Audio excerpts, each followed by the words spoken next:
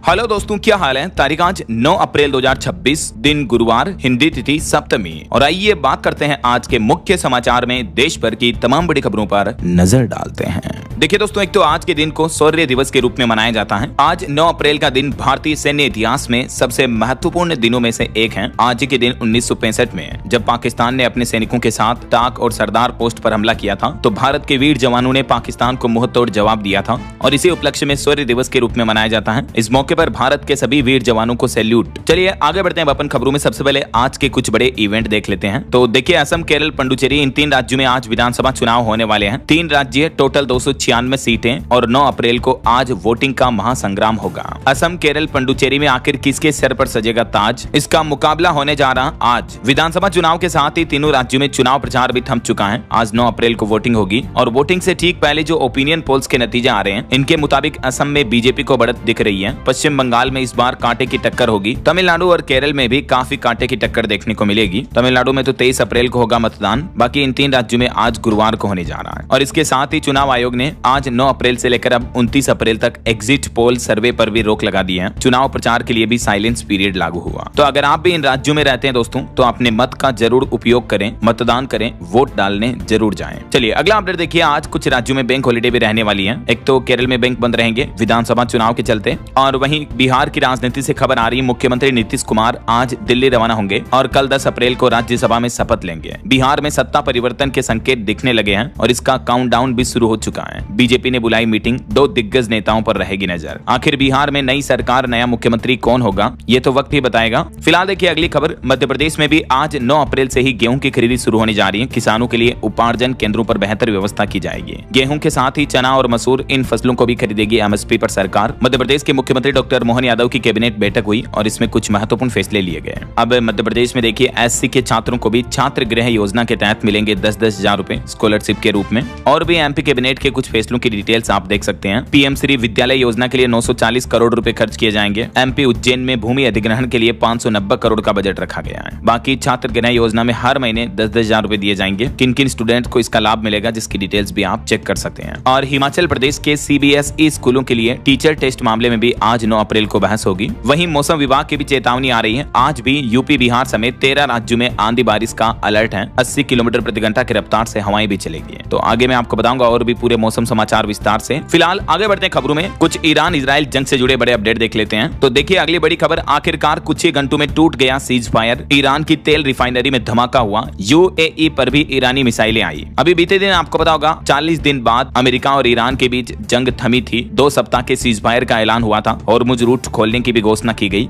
खुद अमेरिकी राष्ट्रपति डोनाल्ड ट्रंप ने भी कहा था कि ईरान में अब 2 सप्ताह का सीज फायर रहेगा, तब तक वो हमला नहीं करेंगे। लेकिन आखिर ये कैसा सीज फायर के कुछ ही घंटों बाद दोनों देशों की तरफ से सीज फायर को तोड़ दिया गया वापस। जबकि पहले डोनाल्ड ट्रंप ने कहा था कि ईरान के भीख मांगने पर हमने सीज फायर किया, लेकिन परमाणु बम नहीं बनाने देंगे। किंतु देर रात खबर आई कि ईरान ने भी होर्मुज स्ट्रेट को दोबारा बंद कर दिया। लेबनान पर इजरायली हमला हुआ जिसमें 254 लोगों की मौत हो गई। इजराइल और अमेरिका दोनों ही वापस सीज फायर को तोड़ चुके हैं और इस सीज फायर के तोड़ने पर डोनाल्ड ट्रंप ने भी कहा कि हमारे सीज फायर में हिजबुल्लाह शामिल नहीं है, यानी हिजबुल्लाह और दूसरे संगठनों पर अमेरिका इजराइल हमला करते रहेंगे। और सीज फायर के बाद देर रात भी हमला हुआ जिसमें 250 से ज्यादा लोगों की मौतें हो गई। हालांकि एक दिन पहले वाली रात को ही अमेरिका ने पूरी मिसाइल तान दी थी। जिद पर अड़ा था ईरान, लेकिन आखिरी मिनट में चीन ने एंट्री करते हुए पूरा गेम बदल दिया। और बताया जा रहा है कि इस सीज फायर में भी चाइना का प्रमुख रोल रहा है। खैर, सीज फायर के टूटने का अभी तक ऑफिशियली ऐलान तो नहीं हुआ है। ट्रंप अभी भी यही कह रहे हैं कि अमेरिका और ईरान के बीच 2 सप्ताह का संघर्ष विराम रहेगा और इन जंग पर अब 10 अप्रैल से स्थायी शांति पर भी इस्लामाबाद में चर्चा होगी। हमारे देश भारत ने भी अमेरिका और ईरान के बीच युद्ध विराम का स्वागत किया, स्थायी शांति की उम्मीद भी जताई। डोनाल्ड ट्रंप ने भी कहा कि विश्व शांति के लिए आज का दिन बहुत बड़ा दिन है। ईरान अब पुनर्निर्माण का काम शुरू कर सकता है। हालांकि सीज फायर के बीच दुनिया भर के लिए बड़ी राहत की खबर आई। पहले तो ईरान ने कहा था कि 2 दिन में खोल देगा होर्मुज के रास्ते। कुछ नई शर्तें भी रखी थी ईरान ने। एक तो होर्मुज रूट से गुजरने वाले जहाजों पर अब टैक्स वसूलेगा ईरान, और दूसरा सीज फायर होने के बावजूद भी ईरान का कहना कि होर्मुज से गुजरने के लिए जहाजों को हमारी परमिशन लेनी होगी ऐसा। लेकिन सीज फायर का बाजार में अच्छा पॉजिटिव इंपैक्ट देखने को मिला। जैसे ही युद्ध का शोर थमा, रुपया चमका, कच्चा तेल गिरा, भारतीय शेयर बाजार में सेंसेक्स ने भी छलांग लगाई। देखिए बीते दिन हमारे भारतीय शेयर बाजार में सेंसेक्स लगभग 3000 अंक चढ़कर 77,563 पर बंद हुआ। निफ्टी भी 874 अंक बढ़ा। ऑटो, रियल्टी, बैंकिंग समेत कई सेक्टर्स में अच्छी खासी तेजी देखने को मिली स्टॉक्स में। और अमेरिका ईरान सीज फायर के बाद कच्चा तेल भी $100 के नीचे नीचे आया, 15% तक सस्ता हो गया कुछ ही घंटों में क्रूड ऑयल का रेट, जो कि 6 साल में एक दिन की सबसे बड़ी गिरावट रही है। और सोना चांदी के भाव में भी बढ़ोतरी देखने को मिली। चांदी 13,000 रुपए बढ़कर 2,44,000 रुपए प्रति किलो पहुंच गई, जबकि सोना 3,000 रुपए महंगा हुआ। और अभी गोल्ड का प्राइस अलग अलग कैरेट के हिसाब से क्या चल रहा देख सकते हैं आप स्क्रीन पर। और वहीं देखिए पाकिस्तानी शेयर मार्केट में भी इतिहास की सबसे बड़ी तेजी देखने को मिली। अमेरिका ईरान सीज फायर के बाद पाकिस्तान का मार्केट 14,000 अंक चढ़ा, 9% की बढ़ोतरी देखने को मिली एक ही दिन में। और सीज फायर के बाद अमेरिकी राष्ट्रपति डोनाल्ड ट्रंप ने एक बड़ा टेरिफ धमाका भी कर दिया। मतलब उन्होंने घोषणा कर दिया कि ईरान को जो देश हथियार देंगे उन पर 50% ज्यादा टेरिफ लगाएंगे हम। जो भी देश सैन्य हथियारों में ईरान की मदद करेंगे उन देशों पर अब ज्यादा टेरिफ टैक्स लगाया जाएगा। अमेरिका के द्वारा डोनाल्ड ट्रंप ने ये सीधी सीधी चेतावनी भी दे दी है। वहीं अमेरिका ने तो एक और बड़ा दावा ये भी किया कि जंग में ईरान की 80% वायु रक्षा प्रणाली खत्म हो चुकी है, जबकि यूएस के सिर्फ 10% हथियार ही इस्तेमाल हुए। ये भी कहना है अमेरिका का। और डोनाल्ड ट्रंप ने एक और नया चौंकाने वाला ऐलान किया। वो बोले कि अमेरिका और ईरान के बीच समझौता बेहद करीब है, जल्द ही दोनों देश मिलकर करेंगे काम। यूरेनियम संवर्धन का मुद्दा भी हल हुआ। सीज फायर की घोषणा के साथ ही डोनाल्ड ट्रंप ने ईरान के साथ अच्छे रिश्ते और साथ में आगे काम करने की बात भी कही है। सोशल मीडिया पोस्ट में देख सकते हैं आप। वैसे दोस्तों ये जो 40 दिन तक जंग चली इसमें कई लोगों की जाने गई।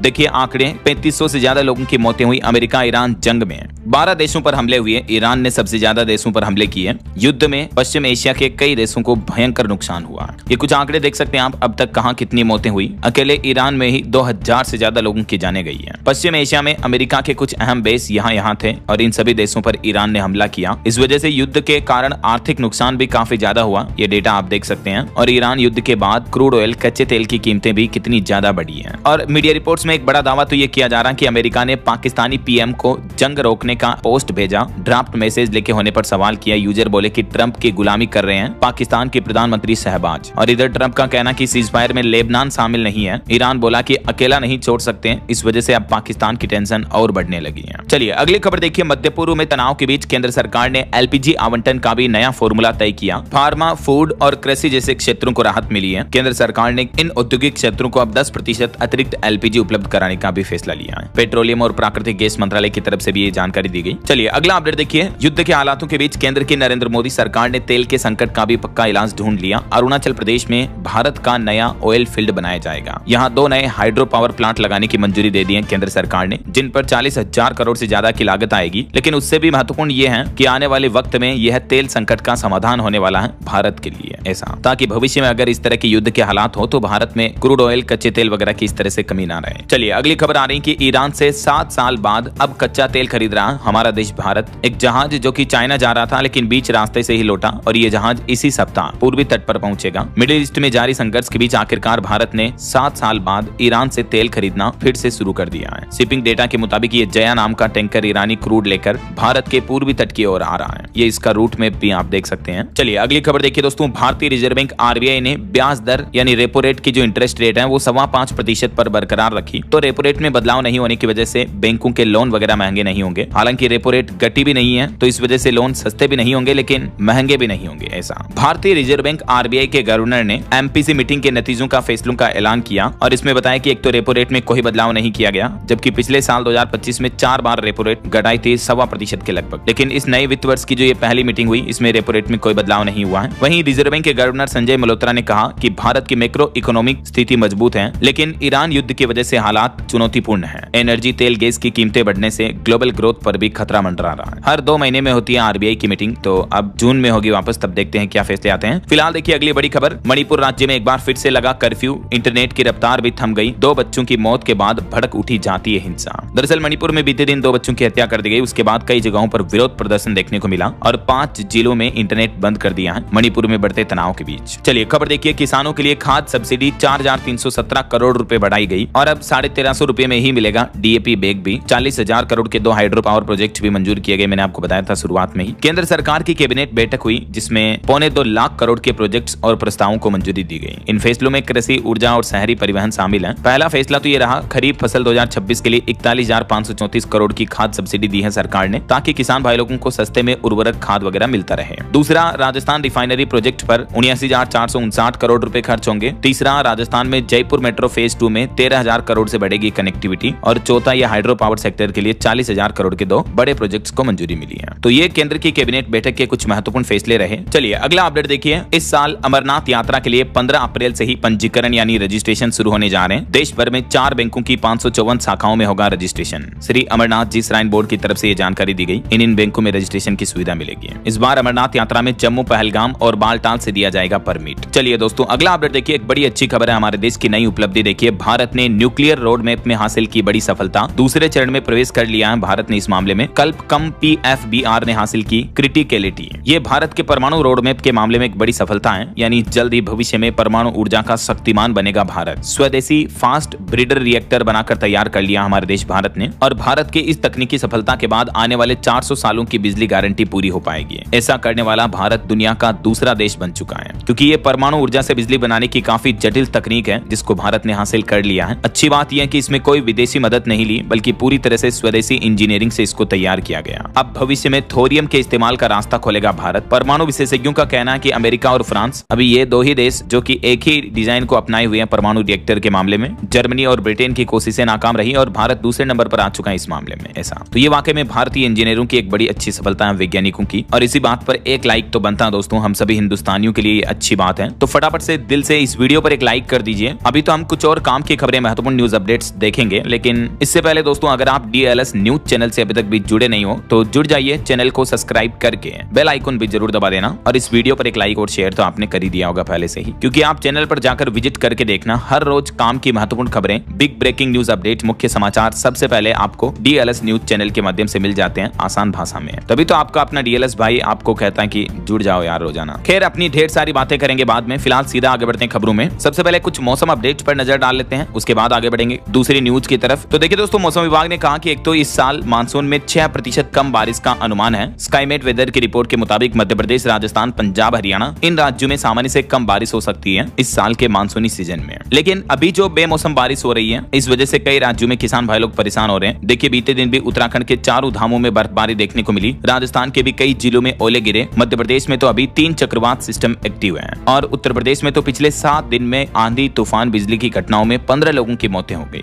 इतने गंभीर हालात चल रहे हैं। कुछ अलग अलग राज्यों की मौसमी स्थितियां देखिए आप। उत्तर प्रदेश में मेरठ, सहारनपुर में जमकर ओले गिरे, सफेद चादर से बिछ गई, इतनी ओलावृष्टि हुई। प्रयागराज में पीपा पुल भी बह गया। यूपी के 30 शहरों में अभी भी आंधी बारिश की चेतावनी है। ये ओलावृष्टि की तस्वीरें आप देख सकते हैं, कितनी ज्यादा ओले गिर रहे हैं। इस बीच 9 अप्रैल को आज उत्तर प्रदेश में मौसम कैसा रहेगा? कई जिलों में ओलावृष्टि, आंधी, तूफान और बारिश, बिजली की चेतावनी है। मुख्यमंत्री योगी आदित्यनाथ ने कहा कि हर किसान को जल्द ही मुआवजा मिले। सभी जिला प्रशासन अधिकारियों को किसानों की खराब फसलों का तुरंत सर्वे करने का आदेश भी दिया, और बीमा क्लेम भी जल्द निपटाने के निर्देश दिए, तो जिलों को तुरंत राहत राशि भी मिलेगी जल्दी। और अब देखिए, राजस्थान में भी बारिश और ओलावृष्टि से तरबतर हालात चल रहे हैं। बिजली गिरने से एक गैस सिलेंडर फट गया, आग लग गई जिस वजह से। हालांकि कल राजस्थान के कई जिलों में बारिश वगैरह देखने को मिली, लेकिन अब आज से राजस्थान में तो मौसम साफ रहेगा। मध्य प्रदेश में अभी भी 3 चक्रवात एक्टिव हैं, जिसके चलते 7 जिलों में बारिश और 11 जिलों में तेज हवाएं, आंधी, तूफान का भी अलर्ट है। कुछ जिलों में ओले गिरने का भी अनुमान जारी किया है। आज 9 अप्रैल को मध्य प्रदेश के इन जिलों में बारिश की येलो चेतावनी है। इतना ही नहीं, मौसम विभाग की माने तो 11 अप्रैल को तो मध्य प्रदेश में एक और नया वेस्टर्न डिस्टर्बेंस एक्टिव होगा। इसका असर भी प्रदेश के कई जिलों में देखने को मिल सकता है ऐसा। और पहाड़ी राज्यों की भी स्थितियां देखिए दोस्तों। 4 धाम यात्रा से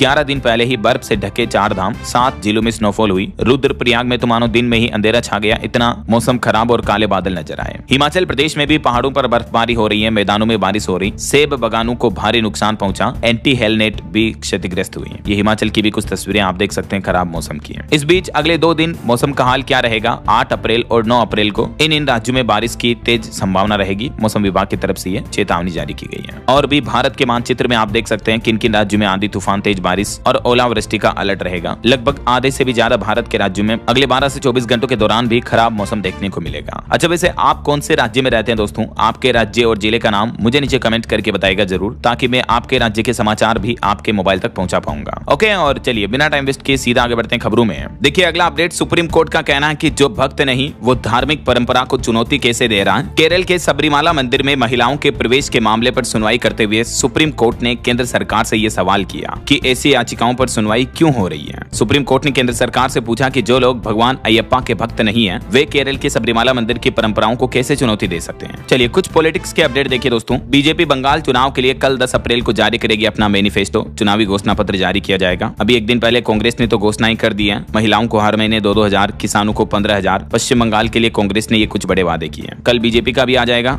चुनावी घोषणा पत्र। और इस बीच देखिए बंगाल में बीजेपी ने आरोप लगाया, कहा कि आरजी कर मेडिकल कॉलेज मामले की पीड़िता की मां से बदसलूकी की गई। प्रचार के दौरान उन पर हमले की कोशिश की। ममता बनर्जी ने भवानीपुर से नामांकन भरा। वहीं इधर भाजपा और आरएसएस को जहरीला सांप कहने पर कांग्रेस अध्यक्ष मल्लिकार्जुन खड़गे के खिलाफ शिकायत भी दर्ज हुई। चुनाव आयोग से एफआईआर की मांग की गई और खड़गे ने गुजरातियों पर दिए गए अपने बयान पर भी खेद जताया। केरलम में उन्होंने गुजरातियों को अनपढ़ कहा था, तो इसके बाद उन्होंने माफी भी मांगी। वहीं इधर पश्चिम बंगाल में चुनाव को लेकर टीएमसी ने आरोप लगाया, कहा कि चुनाव आयोग ने 5 मिनट में भगाया। एसआईआर पर आपत्ति जताने गए थे, तो इस पर इलेक्शन कमीशन ने कहा कि इस बार बंगाल में चुनाव भय मुक्त होंगे। तो ये कुछ पॉलिटिक्स का माहौल चल रहा है। और चलिए अगला अपडेट देखिए, एक सर्वे रिपोर्ट सामने आ रही है कि दुनिया में हर 29 में से 23 देश भविष्य को लेकर चिंतित हैं। मतलब इन देशों में रहने वाले लोग बाग अपने फ्यूचर को लेकर चिंतित हैं। भारत के 65% लोग ये मानते हैं कि हमारा देश सही दिशा में आगे बढ़ रहा है। इप्सोस की ये सर्वे रिपोर्ट सामने आ रही है। चलिए खबर है, उत्तर प्रदेश में भी शुरू हुई जनगणना की तैयारी। 16 अप्रैल से कर्मचारियों को दिया जाएगा प्रशिक्षण। 7 मई से खुलेगा ऑनलाइन पोर्टल भी।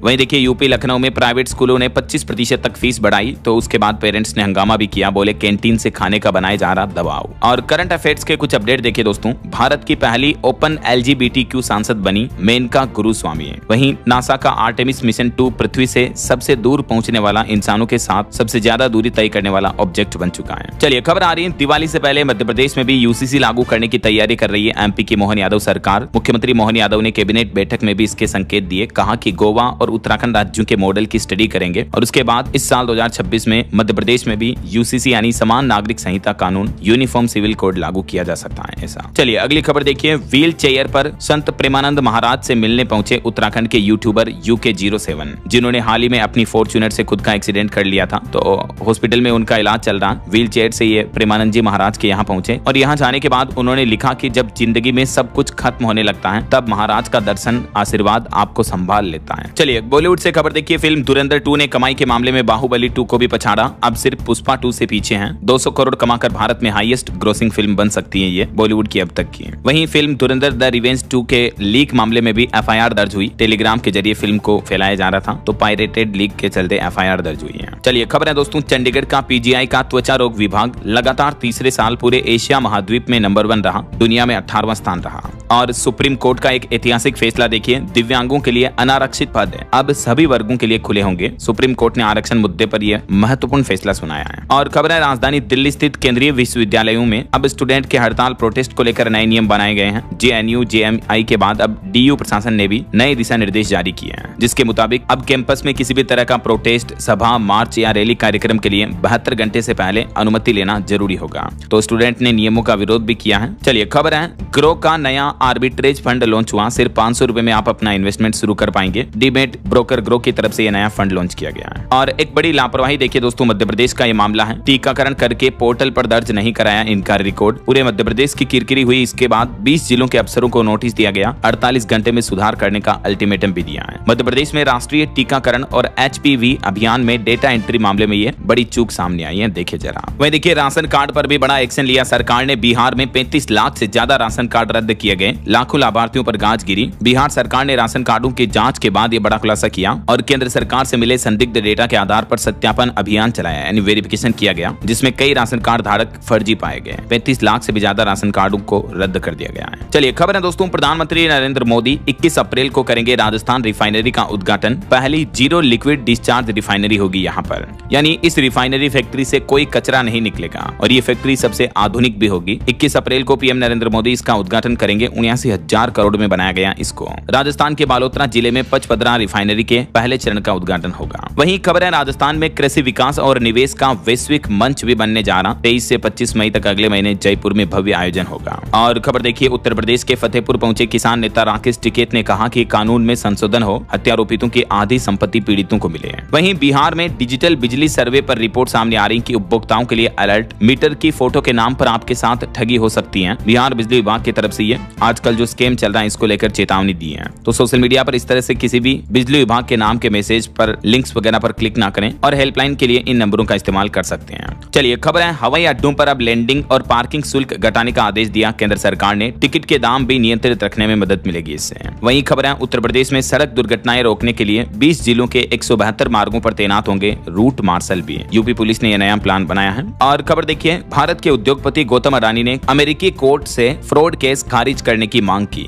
वो बोले कि ये मामला अमेरिका के अधिकार क्षेत्र से बाहर है, किसी भी तरह की धोखाधड़ी साबित नहीं हुई है, तो उनके केस को खारिज किया जाए ऐसा। चलिए खबर है रसोई गैस संकट से राजधानी दिल्ली में प्रवासी श्रमिकों को बड़ी राहत दी गई। 5 किलो वाले एलपीजी सिलेंडरों की उपलब्धता को दुगुना कर दिया दिल्ली सरकार ने। और भारत के लिए एक बड़ी अच्छी खबर आ रही है, वर्ल्ड बैंक ने भी माना भारत का लोहा। फाइनेंशियल ईयर 2027 के लिए भारत की जीडीपी ग्रोथ का अनुमान बढ़ा दिया है। वर्ल्ड बैंक का कहना है कि दक्षिण एशिया के विकास का मेन इंजन बनेगा हमारा देश भारत। जो पहले वर्ल्ड बैंक का अनुमान 6.3% था, उसे बढ़ाकर 6.6% कर दिया है, जो कि हमारे देश की ग्रोथ जीडीपी के लिए अच्छी बात है। और खबर आ रही है कि ईरान युद्ध के बीच एयरलाइंस कंपनियों को बड़ी राहत दी है। सरकार ने हवाई अड्डों पर लैंडिंग और पार्किंग चार्ज में 25% तक की कटौती कर दी है, ताकि हवाई कंपनियां अपना किराया ज्यादा नहीं बढ़ाए ऐसा। वहीं देखिए सरकार की जो मुद्रा योजना है उसको 11 साल पूरे हो चुके हैं। इस योजना में बिना गारंटी के लोन देती है सरकार, जो काम धंधा बिजनेस व्यापार करते हैं उनको। केंद्र सरकार ने आंकड़े जारी करते हुए बताया कि इस स्कीम ने करोड़ों लोगों को मालिक बना दिया। मुद्रा योजना से 11 साल में छोटे उद्यमियों, महिलाओं और हुनरमंद हाथों को आत्मनिर्भरता का फायदा मिला। प्रधानमंत्री नरेंद्र मोदी का भी ये कहना है। और वहीं देखिए बड़ी खबर, जम्मू कश्मीर में 5 लश्कर आतंकी 10 दिन की पुलिस हिरासत में लिए गए। 2 दिन पहले ये पकड़े गए थे।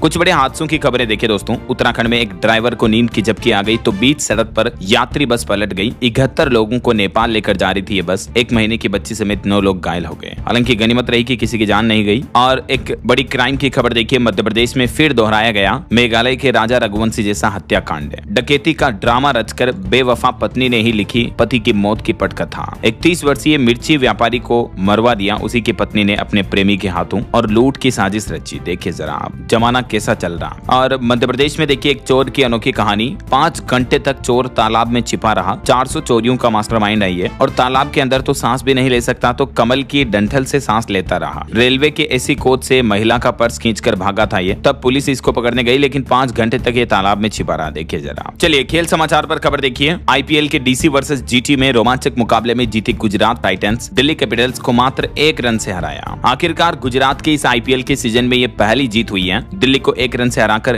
गिल, बटलर और सुंदर की 50 भी देखने को मिली। राशिद को 3 विकेट मिले। चलिए अगली खबर देखिए। झारखंड में लगभग 1.5 करोड़ लोगों की होगी सिकल सेल और थैलेसीमिया की जांच। घर घर जाकर सैंपल लेंगे स्वास्थ्य कर्मी। झारखंड सरकार की तरफ से नई पहल की जा रही है। और उत्तर प्रदेश नोएडा में देखिए लिव इन रिलेशनशिप से खतरा बढ़ता जा रहा। हर महीने 20 से 30 आपराधिक मामले आ रहे हैं लिव इन के। युवतियां फर्जी युवकों की शिकार बन रही हैं, तो ऐसी ठगी से सावधान रहें आप। और आपकी हेल्थ को लेकर एक रिपोर्ट सामने आ रही कि दिमाग को 9 गुना तेजी से बूढ़ा कर रहे हैं प्रदूषण, गरीबी और अकेलापन। ये 3 ऐसे फैक्टर हैं जो हमारे माइंड को कमजोर कर देते हैं। दुनिया भर के 34 देशों में वैज्ञानिकों की स्टडी में ये चौंकाने वाला खुलासा सामने आ रहा है कि जब हम अकेले रहते हैं या गरीबी में रहते हैं या प्रदूषण वाले इलाकों में रहते हैं, तो हमारा दिमाग जल्दी बूढ़ा होता है, दिमाग स्लो हो जाता है। ये कुछ फैक्टर हैं जो दिमाग के दुश्मन हैं। इसलिए रेगुलर एक्सरसाइज करते रहें, तनाव कम लें, हेल्दी डाइट लें, सोशल मीडिया की लत कम रखें, है ना। चलिए टेक न्यूज से खबर है। गेमिंग वर्ल्ड में नेटफ्लिक्स कंपनी ने लॉन्च किया नया नेटफ्लिक्स प्लेग्राउंड। और खास करके ये ऐप 8 साल से कम उम्र के बच्चों के लिए डिजाइन किया गया, जहां बच्चे गेम्स वगैरह खेल पाएंगे ऐसा। चलिए खबर है उत्तराखंड में अब किराएदारों व घरेलू नौकरों का भी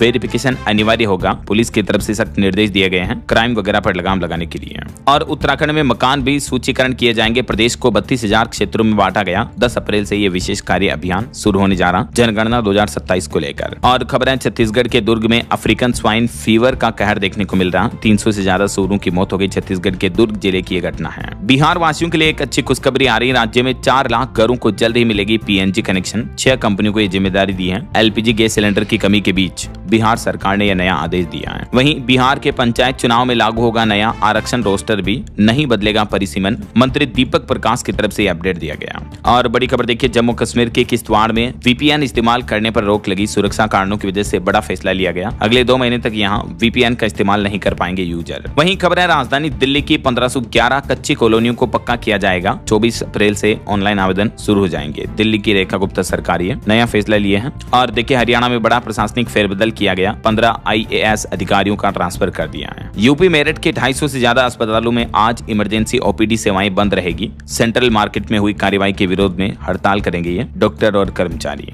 वहीं राजधानी दिल्ली में ट्रेनों की लेट लतीफी अब खत्म होगी। तिलक ब्रिज से आनंद विहार तक नई रेलवे लाइन का विस्तार किया जाएगा। और रेल यात्रियों के लिए एक और अच्छी खबर है। ट्रेन सुरक्षा में अब नहीं लगेगी सेंध। बिहार में 4232 किलोमीटर ट्रैक पर लगेगा कवच सिस्टम, जिससे रेलवे हादसों पर रोक लगेगी। और एक बड़ा खुलासा देखिए दोस्तों, मध्य प्रदेश में 20,000 में बिक रही है कॉल डिटेल। IAS नेता, गर्लफ्रेंड, सबके कॉल डिटेल्स मिल जाएंगे, रेट्स अलग अलग होंगे। भास्कर की इन्वेस्टिगेशन रिपोर्ट्स में बड़ा खुलासा सामने आ रहा, कैमरे पर जासूस बोला कि बैंक बैलेंस भी बता देंगे। देखिए मोबाइल नंबरों के कॉल डिटेल्स के डेटा किस तरह से बिक रहे हैं बाजार में। चलिए खबर है, उत्तर प्रदेश के सभी अफसरों और कर्मचारियों के लिए योगी सरकार ने नया फरमान जारी किया। 2 दिन और करनी होगी डिजिटल क्लास। मिशन कर्मयोगी अभियान के तहत ये टाइम लिमिट बढ़ा दी है और मुख्यमंत्री योगी आदित्यनाथ ने यूपी आगरा को 6,777 करोड़ रुपए की सौगात दी। जनता से कहा कि जनप्रतिनिधियों को जिताइए और विकास कराएंगे हम। चलिए अगली बड़ी खबर देखिए दोस्तों, राजस्थान में रहस्यमय बीमारी से 8 दिन में 8 बच्चों की मौत हो गई। 3 और बच्चों ने बुखार और उल्टी के बाद दम तोड़ा।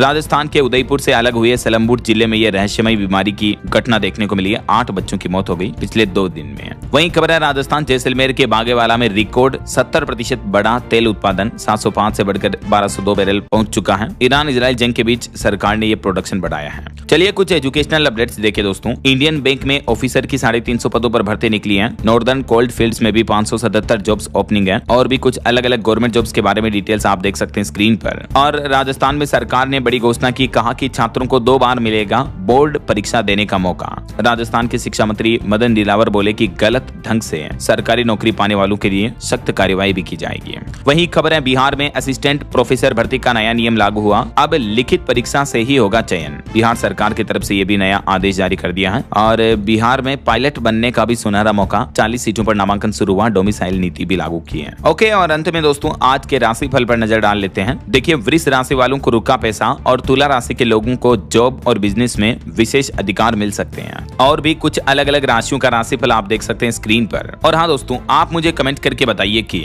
हमारा देश भारत किन किन देशों से क्रूड ऑयल खरीदता है, कच्चा तेल। किन्हीं 2 देशों के नाम बताइए कमेंट में। सही जवाब देने वाले लोगों को रैंडमली सेलेक्ट होने पर DLS न्यूज टीम की तरफ से शानदार सरप्राइज गिफ्ट जीतने का मौका मिलेगा। और इसी के साथ ही अगर आपको वीडियो अच्छा लगा तो इसे लाइक करना, शेयर भी करना। DLS न्यूज चैनल को सब्सक्राइब करके बेल आइकन जरूर दबा देना, रोजाना ऐसी इंफॉर्मेटिव जानकारियां, महत्वपूर्ण समाचार देखते रहने के लिए। ओके, ख्याल रखिएगा अपने आप का, अपने परिवार का। मिलेंगे अगले नेक्स्ट अपडेट में, तब तक के लिए जय हिंद, जय भारत, वंदे मातरम।